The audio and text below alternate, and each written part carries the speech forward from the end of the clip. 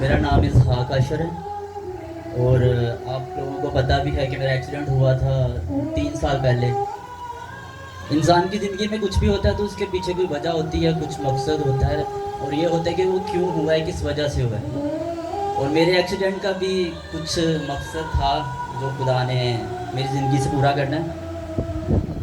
उस मकसद के लिए खुदा मुझे तैयार करे तो उसके लिए ही मैं अपनी गवाही दूंगा। मेरी फियोंसी है, वो मुझे मना करती है कि इस बारे में आप बात ना किया करो लोगों में, कि लोग सोचते हैं कि पता नहीं किस वजह से इसका एक्सीडेंट हुआ है या ये क्या कर रहा था या ज़िंदगी में क्या था इसके। लेकिन मैं सोच रहा हूँ कि खुदा का शायद ये अब वक्त था कि मैं बात करूँ इस बारे में, कि लोगों को बताऊँ। तो कुछ दिन पहले हम लोग रात को प्रे करते हैं, मैं सर अमीन, सनम भाई होते हैं, रमनान भाई।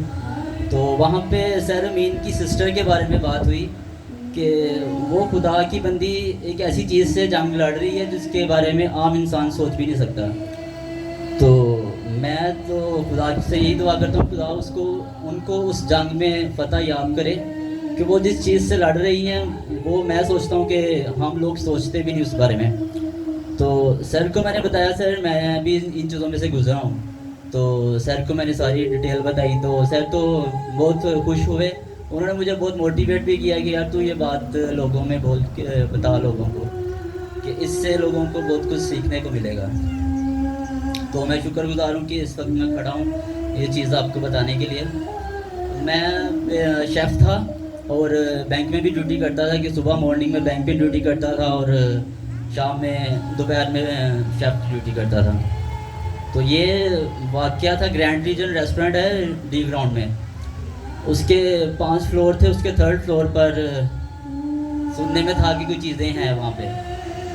तो अब मैं थोड़ा सा अपने बारे में ये बताऊंगा कि मेरा पैदा होना भी एक गवाही है, क्योंकि मैं 5 बहनों के बाद पैदा हुआ था और मेरे माँ बाप ने मुझे बहुत सी दुआओं से खुदा से मांगा था।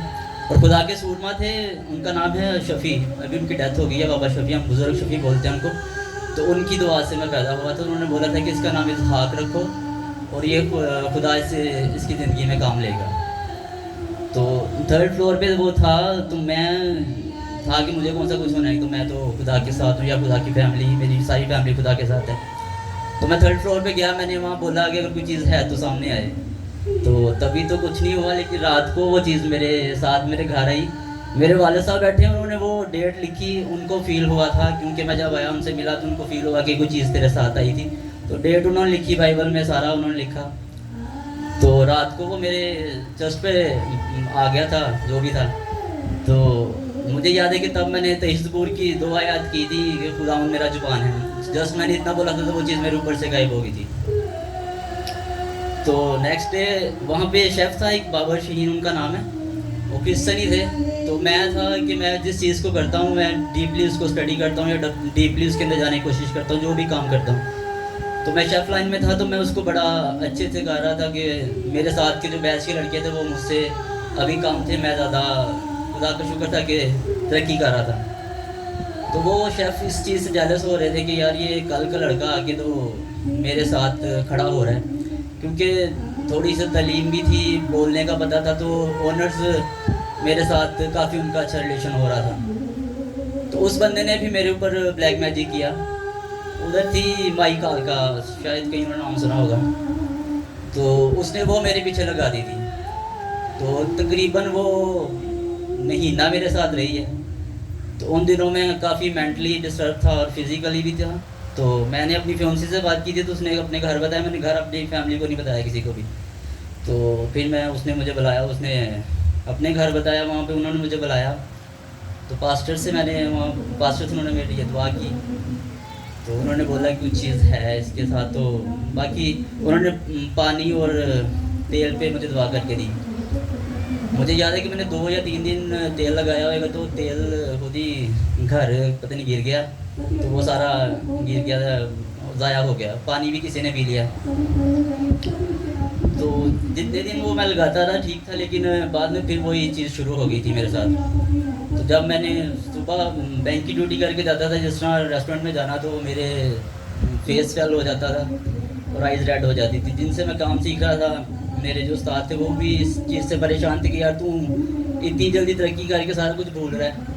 तो मैं उनको ये नहीं बताता था कि इस वजह से हो रहा है, लेकिन चीज़ें हो रही थी मेरे साथ। तो मेरे एक जानने वाले थे, वो करते हैं नूरी इलम। अब ब्लैक मैजिक और नूरी इलम में डिफरेंस होता है, क्योंकि वो एक और चीज़ है, वो एक और चीज़ है। तो मैंने उसको बोला कि यार ये मेरे साथ ऐसे कुछ हो रहा है। तो नूरी इल्म जो करते हैं उनका ये थोड़ा सा होता है कि वो आपकी माँ का नाम पूछते हैं और आपकी नानी का। उसने मेरे से मेरी माँ का नाम पूछा, मेरी नानी का नाम पूछा, उसने ये सारा कुछ किया। दूसरे या तीसरे दिन उसने मुझे बताया कि यार तेरे पीछे उस बंदे ने ये चीज़ लगाई है, माई गाल का लगाई हुई है, तो वो तेरे साथ रहती है, तू रेस्टोरेंट में आता तेरा वेट कर रही हो, जिस तरह भी होता है। तो एक दिन वो मेरे साथ मेरे घर भी आई थी। तो मुझे याद है कि हमारी सीढ़ियाँ हैं ऊपर, तो छत काफ़ी ज़रा ऊंची है हमारी वहाँ से। तो नीचे तब हमारा घर बन रहा था, तो नीचे कूलर पड़ा हुआ था। मैं रात को पानी पीने के लिए उधर गया, तो मुझे फील हुआ कि जैसे मेरे ऊपर कोई खड़ा है। अब उस बंदी के क्या बोलूँ उसको, उसकी हाइट इतनी ज़्यादा थी कि ऊपर छत से लग रही थी। उसके नेल्स काफ़ी लंबे थे और बाल में ब्लैक कलर के कपड़े पहने हुए थे उसने। तो मुझे सारा उसका फील हुआ। तो मैंने उसको बताया कि ऐसी मुझे चीज़ें नज़र आई हैं। तो उसने बोला ये वही है जो तेरे पीछे है। तो उस बंदे ने वहाँ बैठ के तकरीबन 3-4 दिन या हफ्ते में, तकरीबन हफ्ता ही हो गया था, उसने ये चीज़ मेरे से पीछे हो गई थी कि मैं मेंटली तौर पर ठीक हो गया था।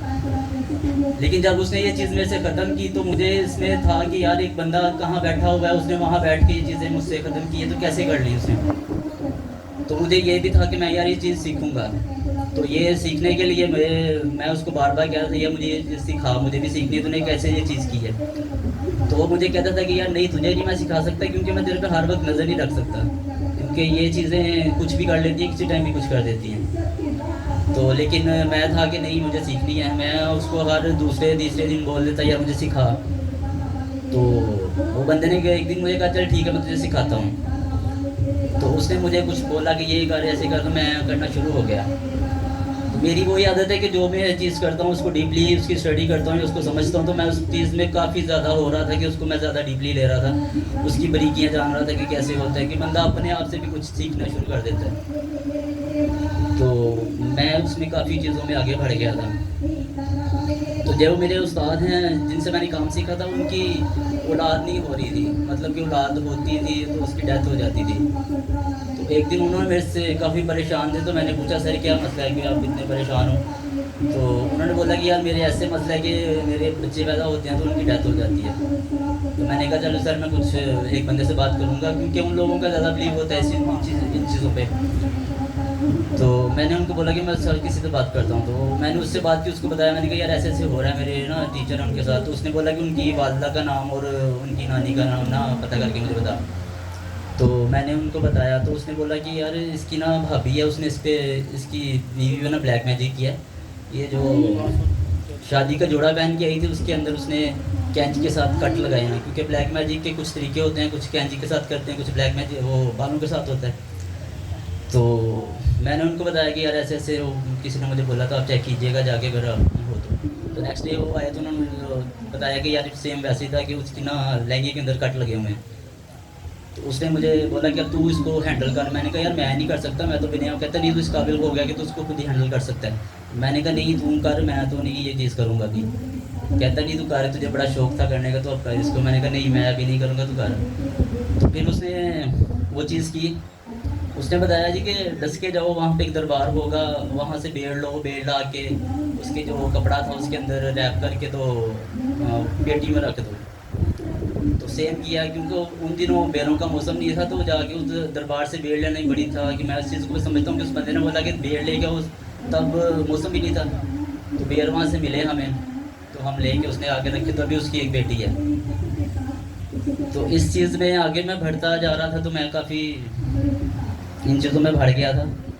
अब मेरा जो था कि मैं दो चीज़ों में था कि मैं खुदा के साथ भी चलने की कोशिश कर रहा था, उन चीज़ों में भी था कि खुदा कहता है कि या तो मेरी तरफ आ जा या बिल्कुल उधर ही चले जा। लेकिन मैं दो बेड़ियों में पाँव रख के चलने की कोशिश कर रहा था, लेकिन काफ़ी ऐसा इतना देर नहीं चल सका मैं। तो मेरी एक आदत ये भी थी कि जब मैं सुबह बाइक पे जाता था तो मैं तेज़ स्पीड पड़ता था कि जाने के लिए बाइक पे जब मैं सुबह ड्यूटी पे जाता था। तो मुझे याद है कि जिस दिन एक्सीडेंट हुआ था तो उस दिन ये शायद मैंने नहीं किया था, क्योंकि मेरा हेल्पर था, मैं ओपनिंग करवाने जा रहा था, गट वाला रेस्टोरेंट था, उसकी ओपनिंग करवानी थी। तो मेरा हेल्पर था मेरे साथ, वो मुझे कह रहा था कि मैं बाइक चलाता हूँ। मैंने कहा नहीं यार रहने दे, मैं खुद ही चलाऊँगा बाइक। तो कहता नहीं अब मुझे चलाने दो। ठीक था, मेरे इतने ही एज थी, मेरे से थोड़ा सा बड़ा भी था। तो मैंने कहा चलो चलाओ। तो हम निशाताबाद पुल क्रॉस कर रहे थे, तो अभी चढ़े ही थे तो पीछे से ट्रक लगा और टक्कर हुई और मैं उसके नीचे आ गया। वो बच गया, मैं उसके नीचे आ गया। तो मुझे याद है कि मैं जब थोड़ी मुझे जब मेरा सर लगा नीचे तो मुझे ये नहीं याद क्या हुआ उस टाइम मेरे साथ, लेकिन जब मुझे होश है तो मुझे ऐसा लगा किसी ने मुझे खींचा है। तो मेरे यहाँ पे रगड़ लगी थी तो मुझे ऐसा लगा किसी ने मुझे खींचा है। तो मुझे होश आई तो मुझे आवाज़ें आ रही थी कि लड़के को निकालो, नीचे से मर गया हुआ है। तो लेकिन जब मुझे नीचे से निकाला गया तो मैं होश में था। मैंने अपने आप को देखा, मैं मुस्कुराया भी कि मैंने ऐसे ही मना होना था। तो मैं इन चीज़ों से शायद ऐसे ही मना होना था कि मुझे खुदा उन चीज़ों में नहीं ले जाना चाह रहा था जिनमें मैं जा रहा था, क्योंकि मेरी फैमिली और मेरे घर वाले और मैं जिस चीज़ से या जिस दुआ से पैदा हुआ था वो चीज़ें खुदा की तरफ ले जाने वाली थी। तो मैं एक्सीडेंट काफ़ी देर वहाँ बैठा, तकरीबन 15-20 मिनट। तो एम्बुलेंस वाले आए तो मैं होश में था। मैंने घर का नंबर बताया, घर कॉल की, घर वाले आए। वो मुझे सिविल लेके जा रहे थे, मैंने कहा नहीं सिविल ना लेके जाओ, लाइट लेके जाओ, वहाँ पे मेरी सिस्टर्स हैं। तो वो लाइट के ये सारा कुछ हुआ। नेक्स्ट डे उस बंदे की मुझे कॉल आई, कहता है कि तेरे पास मैं 2 चीज़ें भेज रहा हूँ, तुझे दर्द नहीं होगी और तुझे जल्दी ठीक करेंगे। तो मैंने उसको बोला कि नहीं यार बस मेरे साथ जो होना था वो हो गया, अब मेरी बस, अब मैं इस चीज़ में आगे नहीं बढ़ूँगा। तो मैं बाद में भी जब बाइबल की स्टडी की है, पता बाइबल को पढ़ा है, तो ये चीज़ सीखने को मिली है कि जब ये चीज़ें आपके से दूर जाती हैं या आपके साथ रहती हैं तो मेरी टांग का गोश्त लिया उन्होंने और मेरी उंगलियां 3 ली हैं। कि मतलब कि जो चीज़ें उनको रिक्वायर्ड थी वो मुझे यही कहता था कि सदका दिया कर अपना। तो मैं उस चीज़ का सदका नहीं, मैं क्यों सदका दूँ, मैं तो खुदा के साथ भी हूँ और मेरी फैमिली अच्छी है, सारा कुछ है। लेकिन ये चीज़ें सदका मांगती हैं तो उन्होंने मेरा वो जो चीज़ मेरी थी वो उन्होंने ले ली। लेकिन अभी शुक्र है कि खुदा का मैं आपके सामने खड़ा हूँ और इस चीज़ की गवाही दे रहा हूँ। और मैं अपनी फैमिली का भी शुक्र अदा करता हूँ कि जिन हालात में मुझे उन्होंने संभाला और मेरे साथ थे, और मुझे अभी यहाँ पे मैं खड़ा हूँ, जिस हाल में खड़ा हूँ मेरी फैमिली की वजह से भी है और उनका मैं बहुत शुक्रगुजार हूँ। और ये सलमान भाई बैठे हैं यहाँ पे, इन्होंने भी तब मेरा बहुत ख्याल रखा था कि मतलब कि हर चीज़ को ये हैंडल करते थे, हर चीज़ को जो भी मेरा मसला होता था। तो इनका भी मैं शुक्रगुजार हूँ कि इन्होंने भी तब उस चीज़ में मेरा साथ दिया था। और बाकी मैं अभी यही चीज़ कहूँगा कि हर इंसान की ज़िंदगी का कोई मकसद होता है। मेरी ज़िंदगी का भी जो मकसद है मुझे पता है कि खुदा ने मेरे से क्यों काम लेना है।